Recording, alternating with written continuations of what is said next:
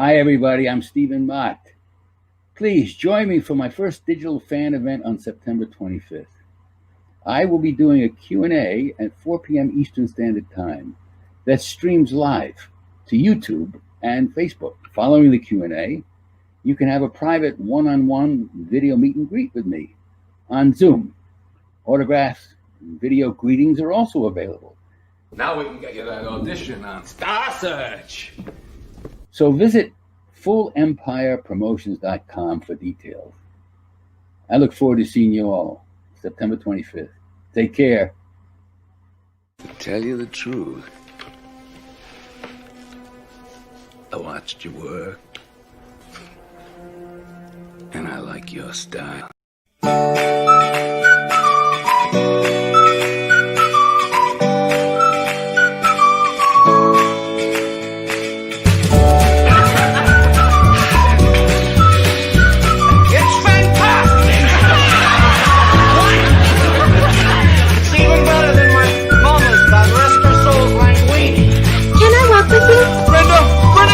Any attention to him. You're not going anywhere! Oh yeah? Who said so? I do! What are you doing? Stop it! See, Arnold, he's not afraid of you. Arnold, why do you have to hit everybody?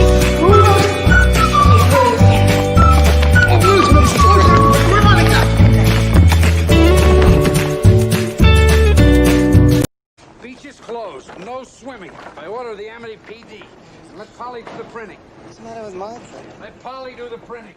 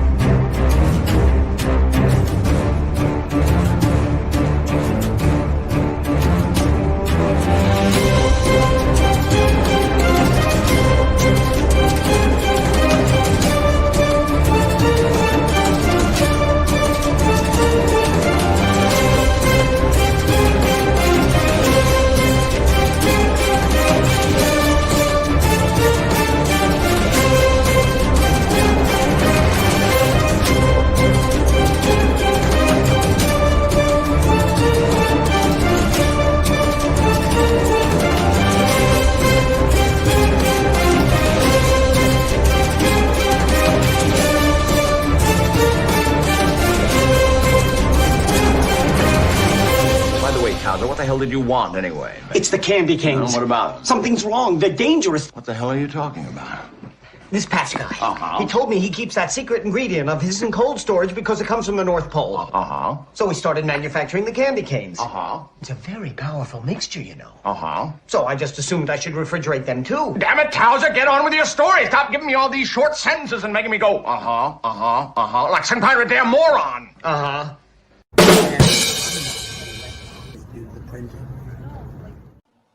Hey everyone, welcome to another Full Empire Promotions live event. I'm Dominic. I'll be your host for this special Q&A with Jeffrey Kramer. We're live on Facebook and YouTube, so thanks so much to everyone who's watching along with us. If this is your first time joining us, thanks so much for checking it out, and I hope you'll stick around. If you're returning, thanks for coming back, and enjoy the Q&A. Before I bring Jeffrey on, I do want to let you know that following this Q&A, you can have your own private conversation with Jeffrey on Zoom. He'll be doing one-on-one video meet and greets. You can have 5 minutes to talk with Jeffrey about anything you'd like, and we'll even email you a recording of your meeting so you can share it with friends or post it on social media, or even use it as content if you're a YouTuber. Lastly, you can get autographs and video greetings from Jeffrey, all on that same website that you know and love, fullempirepromotions.com. Those of you that know me know that I'm a huge Jaws nut. Absolutely obsessed with it. So I'm extra excited today to welcome our guest. You probably know him as Deputy Henricks from Steven Spielberg's blockbuster hit Jaws and its sequel, Jaws 2. His other credits on screen include memorable characters on Halloween 2, Clue, Hollywood Boulevard, and Santa Claus the Movie. He guest starred on popular TV shows such as MASH, The Incredible Hulk, and Laverne and Shirley. His off-screen credits include The Practice, Ally McBeal, and Chicago Hope. I'm thrilled to welcome a talented creator, a loyal friend, and just a wonderful, nice guy, Jeffrey Kramer. Jeffrey. Hey. Hello, everybody. So you're the original JK, right? I am the original JK. He's referring to all of my kids are JKs, and we all got JK to the fourth power tattoos, which is very cool for all of us. 3 boys.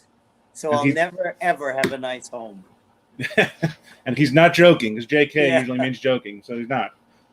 So how are you doing? What have you been doing during the quarantine to keep busy? Well, I've been taking out some hopeful TV shows of the future and hanging with my oldest son, Jordan, is home with me, and we're hanging and trying to get through this. What a trying time for all of us, I'm sure. New Yorker Absolutely. had an article about the problems of boredom today. Yeah, well, I think in a way this is a prime example. It's caused us to be more creative and think outside the box. And also it makes you watch a lot more TV. And Yeah. you know, when we were doing Ally McBeal years ago, the New York Times did an article saying, you know, forget going to the movies. There's so much more good product on television, and it's really true. There's more and more. Yeah, Proud of absolutely. it. Yeah. So you were born in New York City. Did you grow up there? And were you a No. film fan growing up? No, I was born in New York City, moved to New Jersey a couple of years later, but I really grew up a lot on Martha's Vineyard. My mom and her sisters were born there. My grandparents came there. And I was so privileged to have this little magic spit of land in the Atlantic as a second home. And it's our sacred space. All of my boys love it. We have a home there. And it's where I first learned about Jaws, in their newspaper. I was reading the Vineyard Gazette and heard that they were going to make a movie on the vineyard. Wow. And when you moved to Martha's Vineyard, what was your original career path? Did you go out trying to be an actor? I didn't live there year round. I was only in the summers. My mom and her sisters grew up there and lived there year round, and my family had started the grocery store and the real estate there. And but I was in New York as an actor when I learned about this, and called my agent and got me an appointment to go and audition for Steven. And he never auditioned me. We just spoke. And I left that meeting and I knew I was going to get it. It's the only time in my life ever. Just felt like, wow, I'm going to get this. Yeah, I really think it's your voice, Jeffrey. I mean, you have a voice that like makes people happy. It's very calming. Or and it shreds glass. No, but you do. You have an enthusiastic voice. And you're very kind. I used to be do voiceovers for Metamucil laxative. Okay. And for Dr. Pepper. I don't know if you remember that. Harry, this is your mouth talking, Harry. There was a bunch of them that were fun. Wow. Well, when you auditioned for the part of Jaws, or went for the part of Jaws, had you read the book by Peter Benchley? I had not. Well, let me think. I think I did read the book. I'm trying to remember. I mean, it was a little while ago, you know. I was 9, I think, when I went to meet Steven. Right. And once you got the part, do you remember your first reaction? Well, yeah, I was in Virginia and I got a phone call doing a commercial, and I got a phone call and I was so excited. I mean, it was the first big job as a young actor. And I thought, oh my God, but never, ever, ever thought it would turn into something like this, that I'd be talking to you and others 45 years later stuns me. It's unbelievable. And no one can foretell this. Yeah. And I have to ask about the people who lived on Martha's Vineyard, this was kind of unknown. You know, they hadn't really had films being made there. No. And I think Martha's Vineyard itself kind of provided a character for the film. Well, and what really happened was they were supposed to be filmed and gone by the time of the high summer season. And it went through the summer season, which was a big boon to the island. And I got all my family in the beach scene at the State Beach, you know, the big one where the Kintner boy gets eaten. And it was just so much fun. Yeah. What was your initial reaction when you saw Bruce, you know, the mechanical shark, for the first time? Well, it was weird because when you look at a mechanical shark from a distance and you're on land, it's very hard to take it as a threat. Right. It is really hard. I think one of the things at work is that the oceans in this dark primordial ooze, the depths of the unknown, are scary to all of us. And Yes. it touched that subconscious fear of the depths, the unknown, being alone, and predators that just was universal. Yeah, for sure. You know, it's were you around much for the scenes where they were on the Orca? Were you like off camera? Did you watch any of that? Because often they went out to sea and they were doing things like that. But one of the beauties of this movie was that the shark didn't work. And so they had to write new scenes, rely on character. If they want to remake this today, they would just say, I want bigger, I want more movement, all of this stuff. And that's not what this is really about. Right. Yeah, I think if they remade it today, it just wouldn't work. Well, You know, for sure. And, it takes on added symbolism in the time of this pandemic. I mean, the idea, is it about greed? Is it about safety? Is it about politics? Is it, it's kind of oddly prescient. Yeah, and I think that's the thing. I think Jaws really is, it is a horror film. I mean, film snobs will call it a thriller, because they're afraid to say they like a horror film. So thriller is like a scapegoat term for avoiding saying you like a horror film. Yeah, for sure. But that's the thing with Jaws. I think that's what makes it so great, is that there's so many elements in it going on. You got the shark, you got the politics, you got the family. I mean, there's so many characters. It also was a perfect storm. Everything just came together like a perfect creative storm. Who knew? When you're shooting a movie, you don't have a clue how it's going to come together, how it's going to be cut, whether you're going to be in it. If you don't have a major role, you never know. Yeah. I'm sure you've never heard this before, but Kelly says, let Polly do the printing. Of course. And Polly. Yeah. She wrote my fullempirepromotions.com sign, and it didn't look good at all. It looks good to me. Paula's saying hi. Oh, my sweet Paula. Yeah, we've got people joining us here. Rovina. Got an admirer. Boy. Saying you're handsome. Love her. So See, I want to show this to Ravina. I'm wearing my Tourette badge because she was chairman of the board of the board of trustees of Tourette, and I'm on the board because I myself and my two of my three sons have Tourette syndrome, and we did it on all of our shows, and it's something that I want to get the message out, and we talk to people, and two of my boys live in the UK, and one of them is becoming a doctor, a psychologist, and his specialty will be, some of it will be Tourette. Yeah. Cool. Rosemary liked the video intro. Thanks so much. Oh, thanks, Rosemary. So do you recall any scenes in Jaws that you filmed that were cut, that kind of disappointed you, that they didn't make the final cut? Well, trying to think, there was a lot of fun that I thought sometimes the camera didn't see. When we go up to, and I'm painting out the shark fin on the poster up in, that's posted, and the mayor's there and Richard's there. I did this whole thing where where I was afraid of heights and I could hardly stand up, and you never see any of that. It's kind of, But no, it was, so I had this talk with Dean the other day and on the Daily Jaws, and it was so interesting because he said to me, we started to talk about the character of Hendrix, and the idea that dawned on me then in that conversation was that he's kind of everyman. He's the observer. He has no power.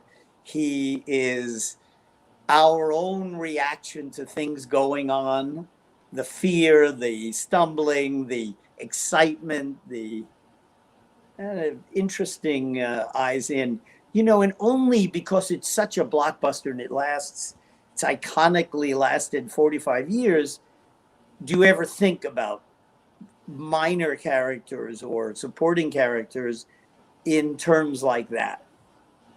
Yeah, well, I think Hendrix was kind of like, as you said, all of us. He's kind of the most human, relatable character. Yeah, for sure. He's kind of going through the motions and doing what he has to do. Well, I want to talk about Murray Hamilton because I think he was so good in this movie, and I wish he had more scenes in it. But when he was in it, he commanded the screen. I understand you had a lot of fun. Murray Hamilton, terrific human being. Had you been aware of his work prior to meeting him? Oh yeah, I had. I Hustler and The Graduate. Right. I mean, he was and been around and just a real human being.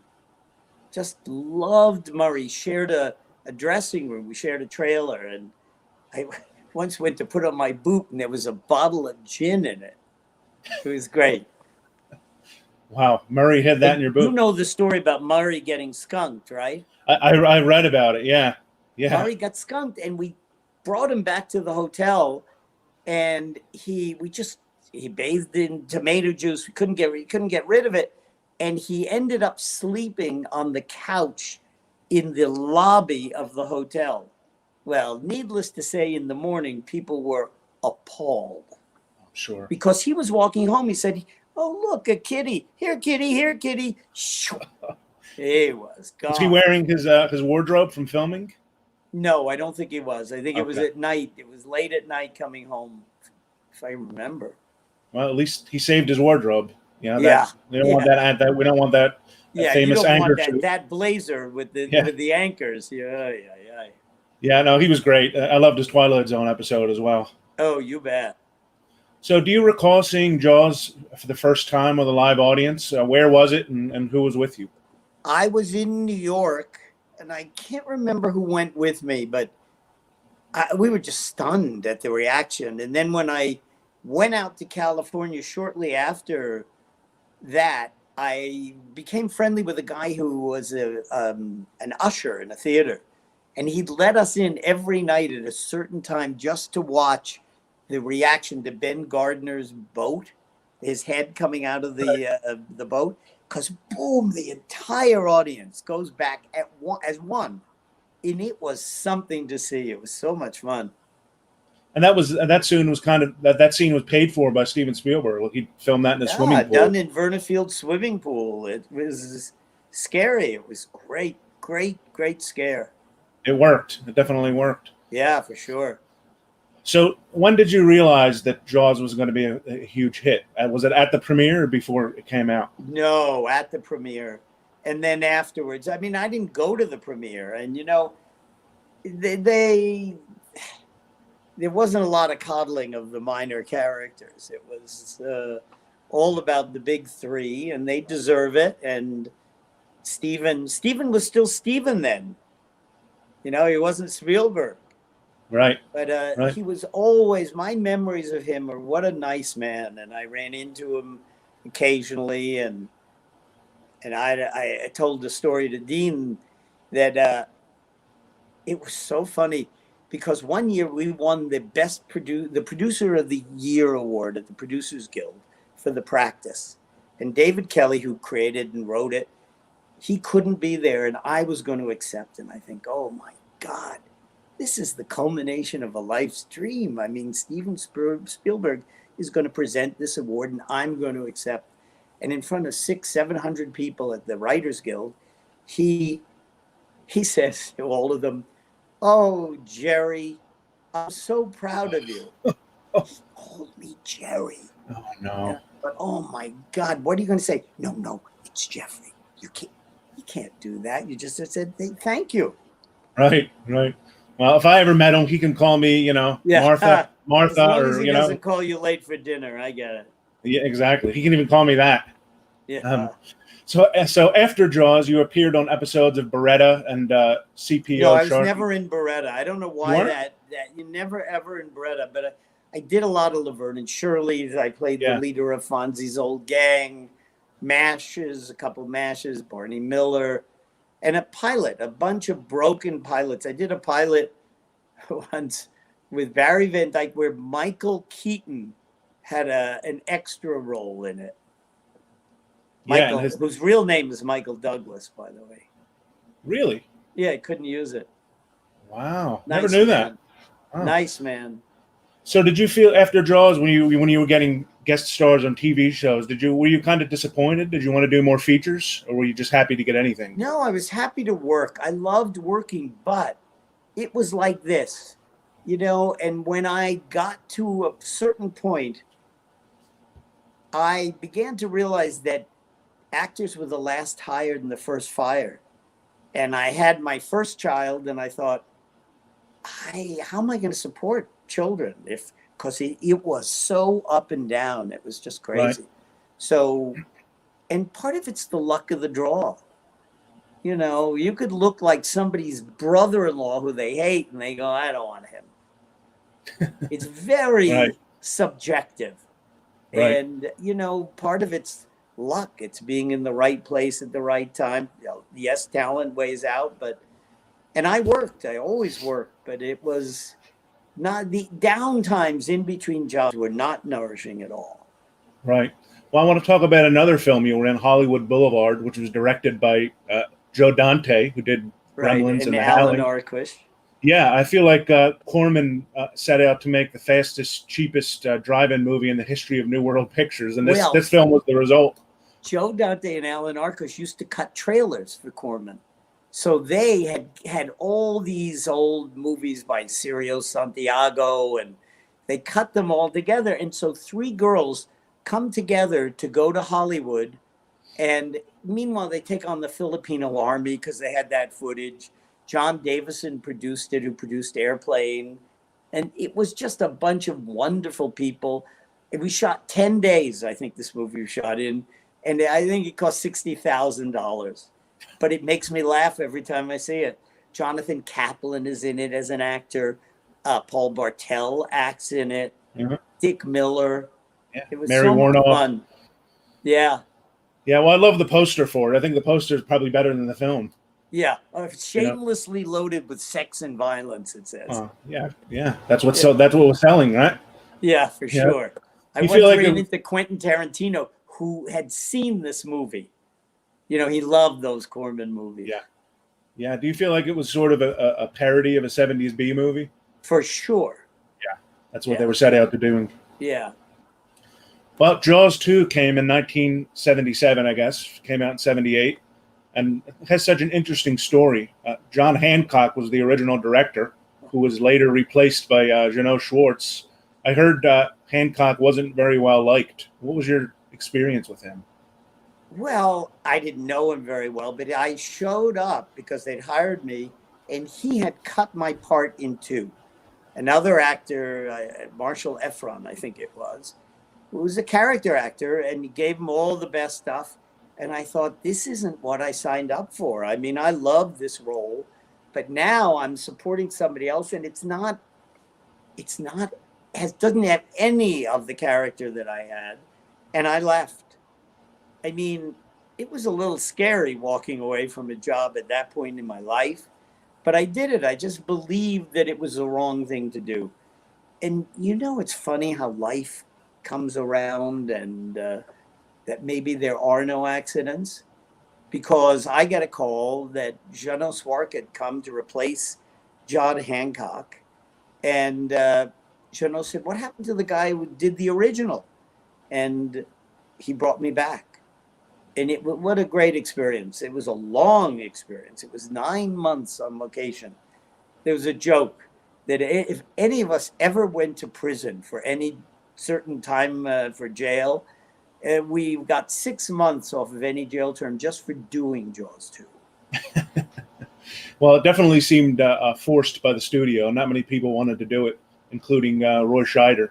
I guess so. He really didn't love doing it, I think. And he was, he sat out there in his G-string and with that reflecting thing that he got so dark they had to color correct him in the final mix. Right. Well, I guess the backstory is when he signed on to Jaws, he signed a 3-picture deal with Universal.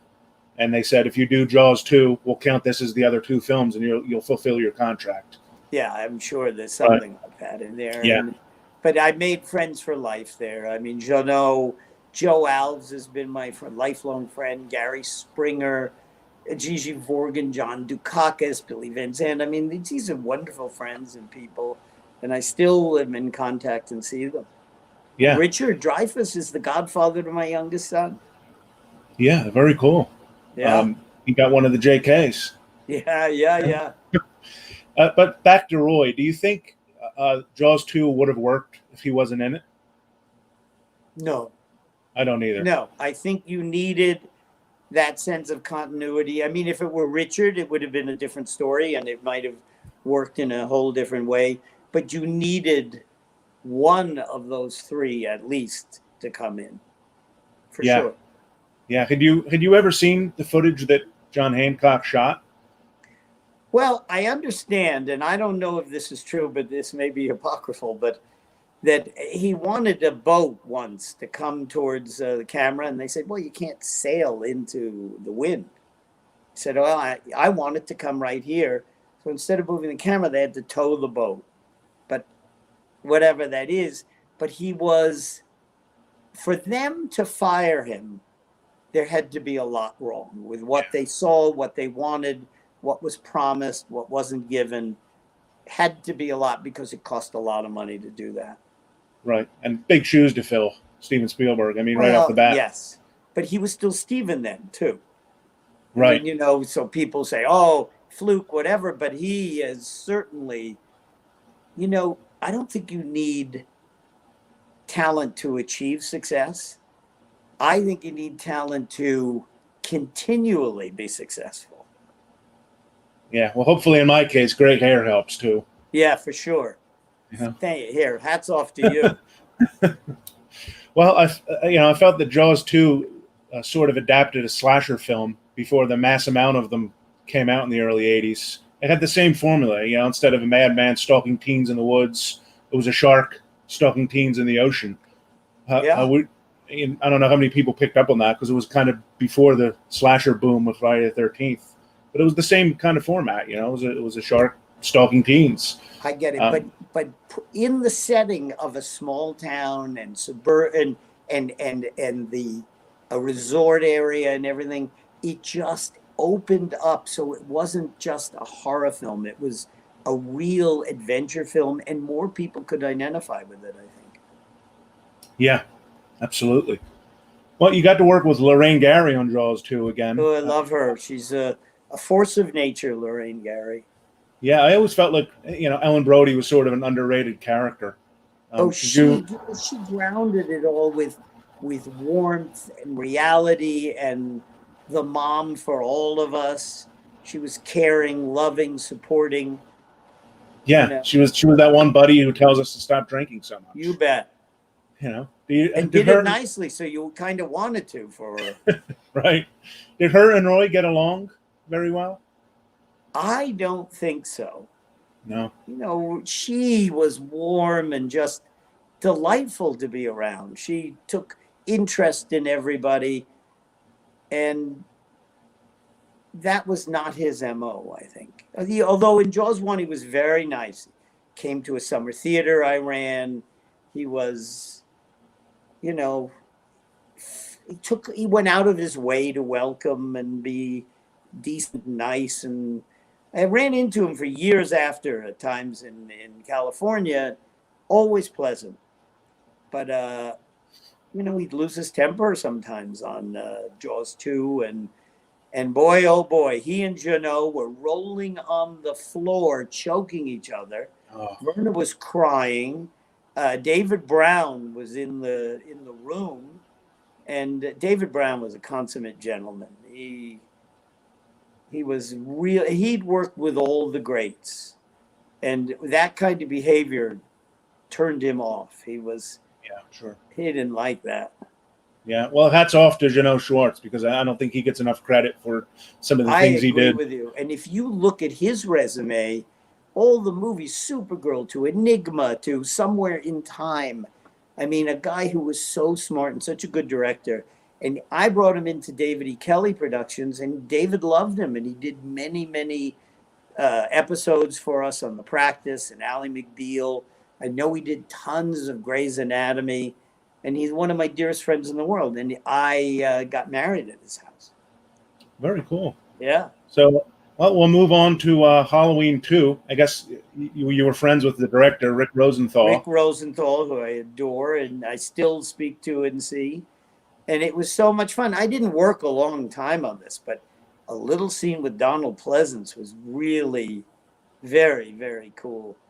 And who would know that people would remember it? I mean, the Halloween series was big. It was a woman who I loved from that whole series, Deborah Hill, who put me in Clue. Right. As the motorist. But she was a very special soul. Yeah, unfortunately, she's passed away a while ago. Way too soon, yeah. Did you get to interact much with Jamie Lee Curtis or Donald Pleasance on the set? Just in those times, although Jamie I saw later in life because I was the exec on Anything But Love. She and Richard Lewis, when I first started at Fox, we were doing Anything But Love. She and Richard Lewis starred in a TV sitcom. That was pretty good at the time. Yeah, well, you worked with a great cast of actors on Santa Claus, the movie, including Burgess Meredith, Dudley Moore, and John Lithgow. Oh, I love John. I've known since we're 18 years old. He beat me out for a Fulbright. Wow. We auditioned at the UN. But I've known him, and he came to Martha's Vineyard and worked at our summer theater, and we've been friends for a long, long time. And it was so much fun for me to do, and I loved Dudley. What a charming, wonderful, sweet man. And David Huddleston, who played Santa Claus, I was in a play with him when I was in high school. I did his shows at the Playhouse on the Mall for a guy named Robert Ludlum, who became one of the most famous writers of fiction and thrill fiction in America. It was great. Very cool. As an actor on set, did you learn anything from being around these greats? Well, I did learn a lot. And you know, Jeannot, it surrounded it with a great costumer and everything else. And it was so British, and it's very different over there. We shot at Pinewood, and you know, in America, you'd go and get your lunch, or you'd have occasional waiter service in certain commissaries. In this one, they wheeled out a silver tray where they'd open it up and carve roast beef for you in front of it. I mean, you know, it was very different and very posh, and it was just lovely. Right. Do you watch it around Christmas time with your family? We do. We do watch it. And it was made by by the Salkins.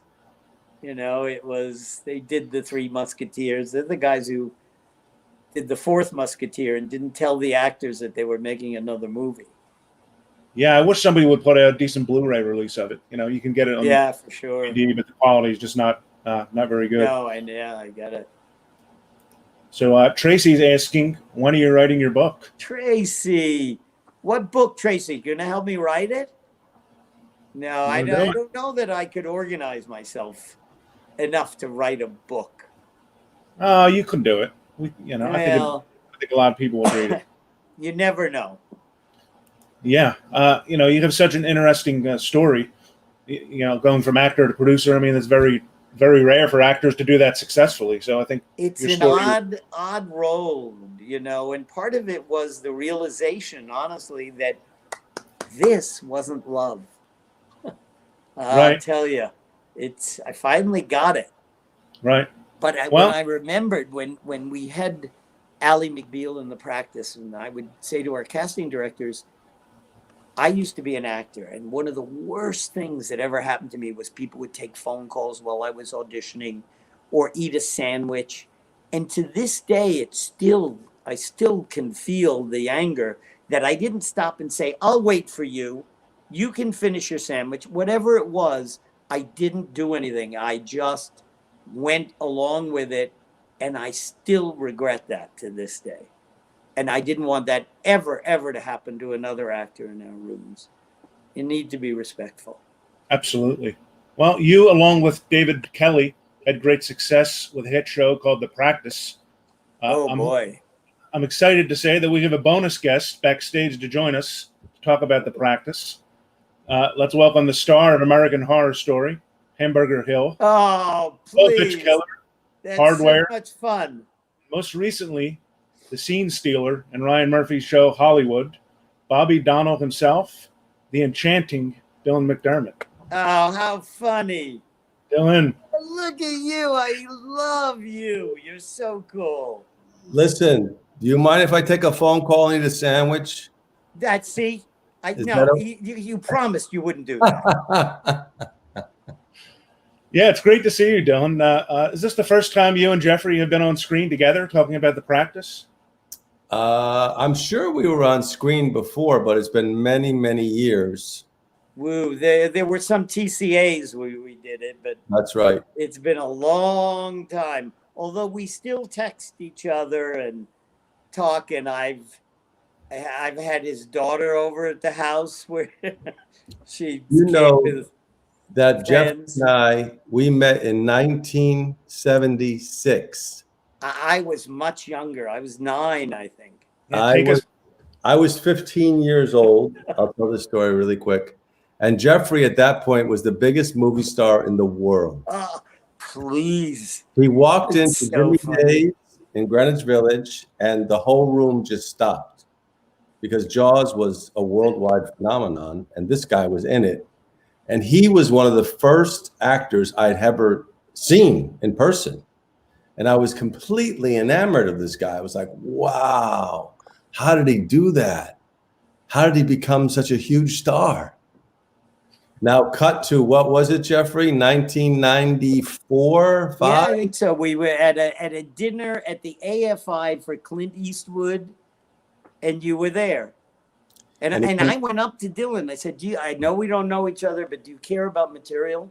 He said, it's everything in the world to me. I said, then you owe it to yourself to read this pilot. So he said, get it to my agent. I'll read it. Yeah. And the agent called me. He says, hey, he's a movie star. I said, yeah, I know he did Line of Fire, but he did Jersey Girls. He could do 49 more, New Mexico Girls, North Dakota Girls. And he says, I said, he promised me he'd read it.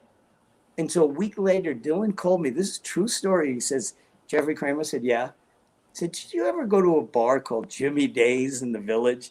I said, every night when I got off the subway, I would stop in there. He goes, you remember Mac? I said, yeah, he was the bartender. He's my friend. He goes, that's my father. And then he said, you may not remember this because I think you may have been a little drunky, but you sat and we talked about acting years ago. He told me that story. He goes, and you inspired me. And he actually tells the press this and people. Yeah. And so I went home from that dinner and I called my kids and I said, you know what? You got to always put it out there because you never know when it's going to come back to you. Yeah, that's really true. I mean, but you never know when it's going to come back to you. I mean, talk about fate. Talk about. But I am so proud of this guy. He was so good. And now look at how he's expanded. I mean, he has become, when you looked at Bobby Donnell, you thought, oh, leading man, very straight. And then you see how nuts he really is and what a character actor he really has become because he was so good in Hollywood. He got a nomination. And as he will tell you, it's 21 years later. I mean, I'm so proud of this guy. Thank you, brother. Well, and he puts it out there and he's a decent, good human being. You know, a lot of people believe their own press. Thank God he doesn't. The only trust I believe is yours. You're very kind. Even I don't believe it. So question for both of you guys. Looking back at the practice, is there an episode that you recall being a challenge to do, a particular episode, and also one that you're most proud of? Well, I have to say that, remember, I don't know if you remember this, Jeffrey, but we were given the NYPD Blue time slot. Yeah, I remember. And Tuesday nights. And ABC was disappointed because only 19 million people watched. I know. Can you believe So it? they were like, you know what? It's not a big ratings monster. Let's put it on Saturday night at 10 o'clock. And that's what happened. They put the show on Saturday at 10 o'clock. But I have to say, those episodes on Saturday night, whatever, I think we did 13. Those episodes are probably the finest of all the seasons. And you know what? There was a conscious choice. David, one point I remember talking to David, and we were so disappointed because they lied to us. They told us they were going to put us on Sunday nights. Shook our hand. And can you imagine network execs lying? Come on. And they did, and put us on Saturday. And we thought the only thing we can do is make the best show we can possibly make. Yeah. And we did. It was we did. that good that people found it, and it went on and lived. And this one, we once walked into a restaurant in New York, and a table of women stood up and started applauding. I knew it wasn't for me. I think it was for you, by the way. Yeah. Oh, I rewatched the pilot recently, and I actually forgot how much humor was in the show. Dylan, most people don't realize how funny you are. You always get the romantic leads a lot, and you're really, really funny. Did you ad lib any of the lines in the practice, or was it stick to the script? I think back then we were sticking with the script. Yeah, it was tight. And this guy, can you imagine? He had to learn so many words, that summations. And David was pretty good. You stuck to that script, but he just nailed those words, and you knew that as an actor he could then do almost anything. I mean, it was a great time. A lot of work. I thought we'd kill him. We needed to hand off sometimes to other people because it's just too much for anybody. Yeah, it's hard. It's the hardest job in show business, being a lead on a television show. Oh my God, on a broadcast. In those days, we made 25, 26 episodes a year. Crazy. I mean, it's crazy. It's crazy. But we know each other a long time now, Jeffrey. Long time. A long time. And You've aged a lot better than I bigger have, and bigger, my by dear. the way. Every year, Jaws gets bigger. It does. Yeah. It does. It's Dom's favorite movie of all time, I think. I know. He loves it. I'm obsessed with it. It's crazy. I love it. And I think, because they keep trying to make all these shark movies, and every time they make a bad shark movie, more people go back and watch Jaws to get the taste out of their mouth. Yeah, that's right. And I think that's why. That's Now, why. The Meg has to get a submarine to wound it. You only did one, right, Jeffrey, or did you do two? I did two. I become chief in two. Okay. And Oh, who boy. directed two? Huh? Who directed two? Jeannot Swark. Oh, Jeannot. Jeannot, see? Oh my He God. came in and did some practices with him. That's right. Wow. Did either one of you guys ever get offered a chance to direct an episode of The Practice? No, I had no desire. I did, actually. He did. It was the highest rated show of that particular season. I forget what season it was. Okay. Do you remember doing the crossover? Oh, yeah. Oh, my God. It was like planning a battle. Yeah, it was. But it was great. Unbelievable. It was absolutely great. Unbelievable. Yeah. But he did it. And, he lasted through the pilot, which was really good. And his successes, I just take great pride in watching him. He's one of the most lovely human beings I know. Yes. So, Dylan, as an actor, what do you feel the greatest value you got from working on The Practice is? I think it's really on a network show like Jeffrey talked about, the most important thing is having that discipline, that work ethic, showing up every day, doing the work. I mean, it's difficult. It's difficult over time because it's repetition. And if Right. you're an artist, I think that's probably the hardest part about doing a network show is the repetition. So Right. luckily for Get me, that. Sorry. yeah. Luckily for me, I grew up, very blue collar and shoveled snow and raked leaves and worked in factories and worked in kitchens and worked in bars and all that stuff. You show up, you do your work, you show up, you do your work. I think that really comes in quite handy when you have that particular job because it's work. Without a doubt. But it's People think, also, oh, you're a movie star, you're a TV star, but it's work. but his discipline really helped whatever, but he also established a character. I think TV is all about character. We go back week after week. We know what Bobby Donnell is going to do. We just go back every week because we love watching him do it. Yeah. Same with House, where he figures out the medical mystery. But you go back week after week. So if you don't have that core character, and believe me, on the pilot, I saw notebooks filled with his writings about character and his process. And he was a seriously trained actor, and it makes such a difference. And that work ethic and discipline make the ordinary extraordinary, I think. Yeah. I think that it's always hard work, Whoa. And, I get it. you have to work harder than anybody else. Yeah. And Well, you gotta Dylan, make you it look like real, and it's fun. Yeah.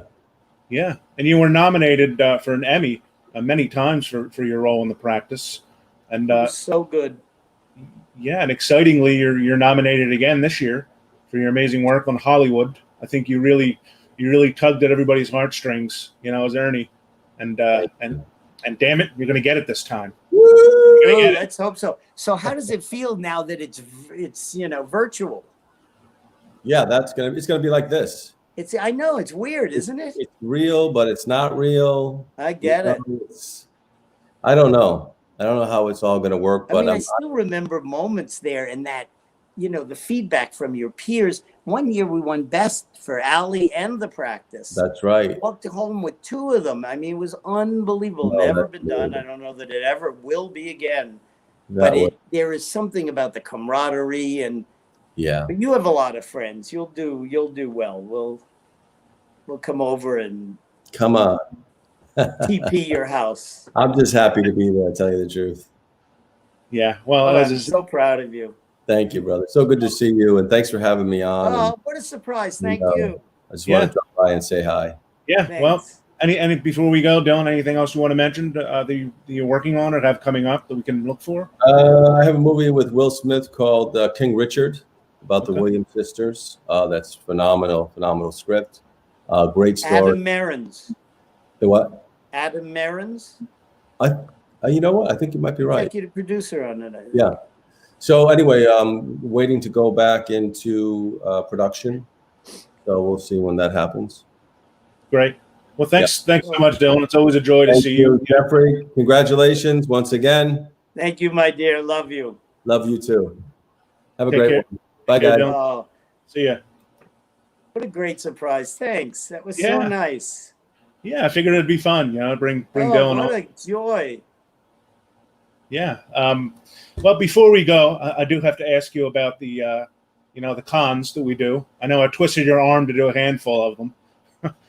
What's your?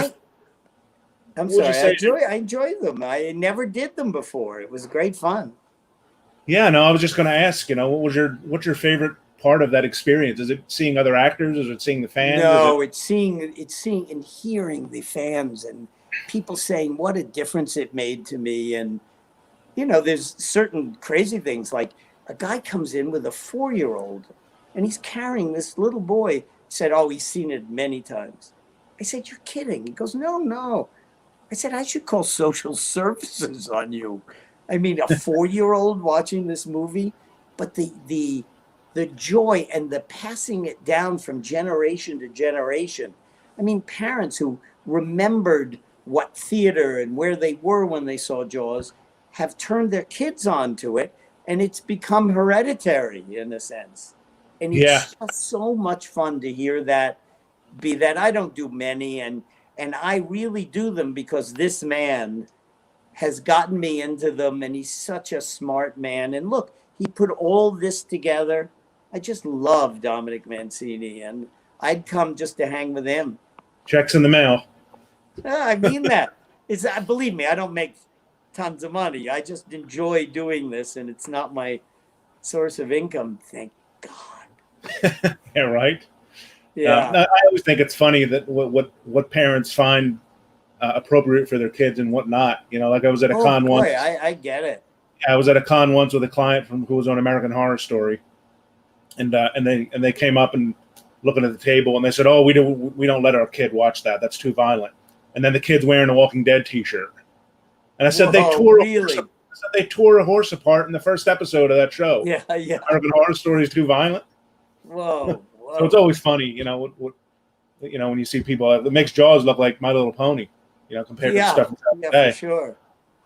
Yeah. For sure. Well, before we go, I want to ask you the last question I ask all my clients that I talk to. I'm probably going to stump you, but if you could produce a dream series and pick a director to work on it and an actor to star in it, who would they be? And they have to be people that you've never worked with before, and they have to be alive.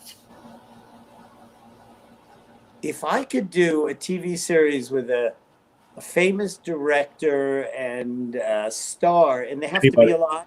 Have to be alive. They wouldn't smell very good otherwise. No, I get it.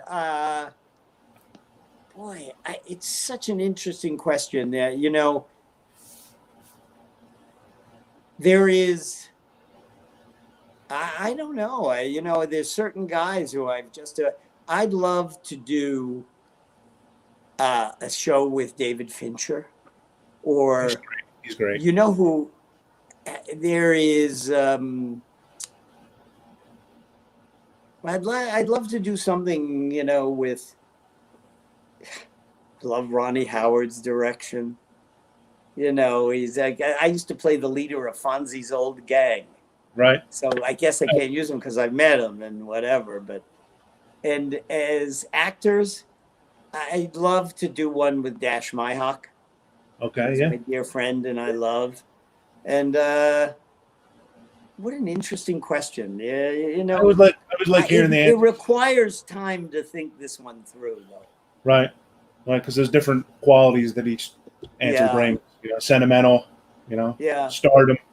But I always like to get the first kind of response from everybody. Yeah. And as I've told you before, I'd love to see a TV series called Amity. You know, that shows the origins of Amity Island and the mayor getting elected and kind of. I think Dean would too. I get it. And I said to him, if you ever did it, it would have to be something akin to Northern Exposure, probably. But you need an engine that drives stories. Otherwise, it just becomes a soap set on Amity. Yeah. Whether it's legal or police or kind of like what David did in Picket Fences. Right. You know, there was a legal arena, a police arena, and a doctor arena, and stories emanated from either and crossed over into the other sometimes. Yeah. Well, I think it'd be great. You know, you see young Brody in New York City getting he got his fear of the ocean, and then you see him come over to the island, and I think it'd be great. And I think. Are there enough Jaws fans, do you think, to support it? I'm pretty sure. I'm pretty sure. And I think Dylan would make a great Mayor Vaughn. Oh, I'd work with him and say he'd be so good. That's great. That's so funny. And boy, in that shirt, you know, with the anchors, because I should get him one for real life. It would be great. See if he'll wear it. I think he'd rock it. He would. I really do. Well, Jeffrey, this was fun. You always make this Jaws fanboy smile, and I love it. Genuine treasure every chance I get to talk to you. So thanks so much for doing this. Oh, thank you. I enjoyed this hour. It was fun. Yeah, and we'll see you in a little bit in the Zoom meeting. I look forward to it. All right, Jeffrey. Thanks so much. Thank you. Bye. Bye. Great guy, everybody. How cool was it to have Dylan McDermott drop in? Well, thanks so much to everyone who watched. We're having a lot of fun doing these. I'm excited to announce that several other clients will be having digital fan events next month, including one of my favorite people, Stephen Mock, will be doing his on September 25th. Reanimator star Barbara Crampton on September 26th. And the star of Weekend at Bernie's, Terry Kaiser, on the 27th, excuse me. as well as a host of other ones in October. So for all this information, check out fullempirepromotions.com. You'll see all the info on there about upcoming signings and any kind of events we have. Hopefully we get to see you in person soon. We all want to go back, but I really appreciate everybody who's supporting this virtual stuff, because I'm having fun doing it, and hope everybody's having fun watching it. So, and if you'd like a Zoom session with Jeffrey Kramer, they're still available. You can get those at fullempirepromotions.com. We'll leave them up for about another 5 minutes, as well as autographs and video greetings. If you have a Zoom session, click on that link we sent you, and we'll see you in a bit. All right. Thanks so much, everybody.